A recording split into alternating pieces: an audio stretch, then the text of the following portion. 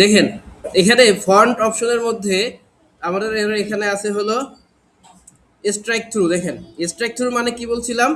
Strike through through হচ্ছে কোনো একটা শব্দকে যদি মাঝখান থেকে কেটে দিতে চাই তাহলে আমরা এখানে স্ট্রাইক থ্রুতে ক্লিক করলে এটা কেটে যাবে। এরপরে আছে সুপারস্ক্রিপ্ট এবং সাবস্ক্রিপ্ট। আমরা এই ধরনের এখানে লিখলাম H2O, এটাকে আমরা যদি এখানে এই করতে চাই, সাবস্ক্রিপ্ট করতে চাই, তাহলে এখান থেকে আমরা কন্ট্রোল শিফট এবং আমার এখানে দেখেন একটা প্লাস চিহ্ন আছে, কন্ট্রোল শিফট, এখানে দেখেন একটা এই যে মাইনাস সাইন যেটা প্লাসের পাশেরটা, হ্যাঁ মাইনাস সাইন, ঠিক আছে? এই মাইনাস সাইন যেটা হাইফেনের মতো দেখা যায়, এটাতে ক্লিক করলে কি হবে? এটা এখান থেকে এখান থেকে এটা টুটা নিচের দিকে চলে আসলো।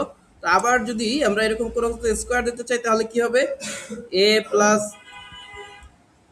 বি এর উপর একটা স্কোয়ার দিতে চাই, যে টু লিখলাম, এই টুটাকে আমরা এখান থেকে যদি কন্ট্রোল শিফট প্লাস বাটনে ক্লিক করি তাহলে স্কোয়ারে পরিণত হবে।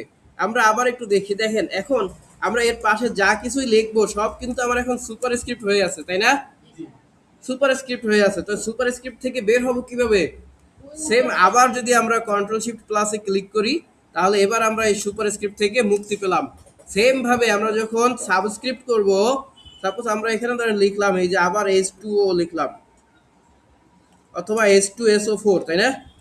H2SO এই যে 4 লিখলাম, ঠিক আছে? তা আমার এখানে এই 2 এবং 4 এই দুইটাকে সাবস্ক্রিপ্ট করা দরকার, তাই না? প্রথমে আমরা 2টা সিলেক্ট করলাম, তারপরে কন্ট্রোল ধরে এখানে 4টাকেও সিলেক্ট করলাম। এরপরে যদি আমরা কন্ট্রোল শিফট মাইনাস ক্লিক করি তাহলে 2 এবং 4 দুইটা কি হয়ে গেছে? সাবস্ক্রিপ্ট হয়ে গেছে। এখন যদি আপনি এখানে দেখেন কিছু লেখেন, আপনি যাই লিখবেন সব কি হয়ে যাবে? সাবস্ক্রিপ্ট লেখাই আসবে। আপনি যদি এখানে আবার সেই একইভাবে কন্ট্রোল শিফট মাইনাসে ক্লিক করেন তাহলে আপনি এই সাবস্ক্রিপ্টের ঝামেলা থেকে আপনি রেহাই পেয়ে গেলেন, ঠিক আছে? এখন আপনার রেগুলার লেখা চলে আসবে শুধুমাত্র এখানে এসে কন্ট্রোল শিফট প্লাস এবং কন্ট্রোল শিফট মাইনাস এই দুইটাতে যথাক্রমে সাবস্ক্রিপ্ট এবং সুপারস্ক্রিপ্ট, ঠিক আছে? কন্ট্রোল শিফট প্লাস দিলে হবে সুপারস্ক্রিপ্ট এবং কন্ট্রোল শিফট মাইনাস দিলে হবে সাবস্ক্রিপ্ট। এবং দেখেন আরো কিছু কাজ আছে। আপনার যদি এখানে এই ফন্টের মধ্যে বাম ডান পাশে দেখেন একটা বাটন আছে, এটাতে ক্লিক করলে এই যে একটা ড্রপ ডাউন বাটন আছে, আপনাদের একটা একটা এখানে ডায়লগ বক্স শো করেছে। এই জায়গাটাতে এসে এখান থেকেও আপনি double strike through super script subscript সব দিতে পারবেন।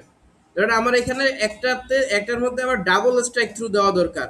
সাপোজ এই লেখাটা, এই যে রিডিং, এই রিডিং লেখাটার মধ্যে আমি ডাবল স্ট্রাইক থ্রু দেব, কি করব তখন? এই যে এই অল্টার এই অপশনটাতে যাব, যাওয়ার পরে এখান থেকে ডাবল স্ট্রাইক থ্রুতে ক্লিক করে দিয়ে ওকে করে দেব। দেখেন এটা ডাবল স্ট্রাইক থ্রু হয়ে গেছে, হয়েছে না? তো এই হলো আমাদের ডাবল স্ট্রাইক থ্রু। এরপরে ধরেন এইটার মধ্যে আর একটা লেখা নিলাম, এই লেখার মধ্যে অন্য একটা দেবো। এখানে যদি আপনি এই জায়গা থেকেও স্ট্রাইক থ্রু করতে চান, এই যে স্ট্রাইক থ্রু করতে পারবেন। আবার ডাবল স্ট্রাইক থ্রু দিলে এখানে কিন্তু একটা করা যাবে, ঠিক আছে? Strike through double strike through এই দুইটার মধ্যে একটা করা যাবে। তারপর ধরেন আমি এখানে সুপার স্ক্রিপ্ট আর সাবস্ক্রিপ্ট দুইটার মধ্যে একটা করা যাবে, ঠিক আছে? ওকে, ধরো আমি এখানে সুপার স্ক্রিপ্ট করলাম এবং স্ট্রাইক সাবস্ক্রিপ্ট করলাম এবং স্ট্রাইক থ্রু দিলাম, দেখেন এটা নিচে চলে আসছে এবং মাঝখান থেকে কেটে গেছে। এটুকু বোঝা গেল?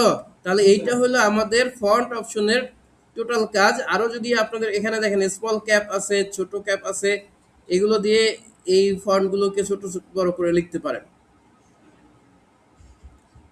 এই হলো আমাদের ফন্ট অপশনের যে কাজগুলো।